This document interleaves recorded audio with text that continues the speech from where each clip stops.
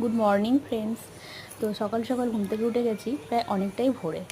প্রচণ্ড গরম, এত গরম লাগছে যে ঘুম আর হচ্ছে না কিছুতে, রাতে বারবার ঘুম ভেঙে যাচ্ছে। তো তাই জন্য উঠে গেছে। আর বাইরে না সুন্দর হাওয়া হচ্ছিল, তাই ব্রাশ করতে করতে একটু এদিক ওদিক ঘোরাঘুরি করছি। এখন মুখ টুক ধুয়ে ফ্রেশ হয়ে নিলাম। আর সব মারা গেছে বাইরে, শাশুড়ি মা গিয়েছে ব্যায়াম করতে, আর মা ওরা সব গেছে ওই বাড়িতে। এখানে খিচুড়ি বসিয়েছিলাম, তো সিটি দিয়ে পুরো চারিদিকে ছিটিয়ে গেছে।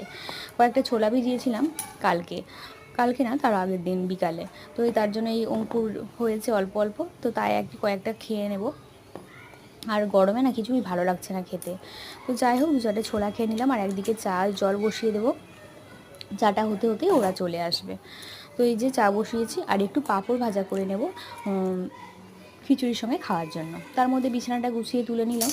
যেহেতু তাড়াতাড়ি ঘুম ভেঙে গেছে, কাজটাও তাড়াতাড়ি হয়ে যায়। একটু ভোরে ভোরে উঠলে কিন্তু কাজকর্ম ঠিকঠাক হয়ে যায়, তাই না? আর দেরি করে উঠলে তো খুব খিচিমিচি লাগে। তো যাই হোক, এখানে পাঁপড় ভাজাটা করে নেব, নিয়ে এখানে চাটা করে ওদেরকে দিয়ে দেবো। তারপর বাদবাকি কাজকর্ম করব। আর আজ তো পূর্ণিমা, তো আজকেও নিরামিষই রান্না করব।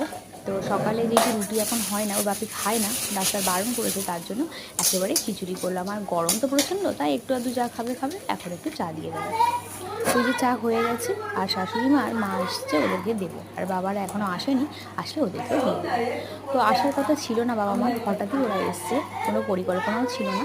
তবে কিছুদিন ধরে বলছিলাম ডাব যে দেবো, বাবাকে এখন খাওয়ার দরকার। তো তাই একটু বলছিল গাছের ডাব, অথচ এত দূরে দিতেও পারছি না। তো বলেছিল কিছুটা আয়, তাহলে পাঠিয়ে দেবো। আমি বললাম কিছুটা কেন, পুরোটাই বাড়ি এসে দিয়ে যাও, তাই আর কি এসছে।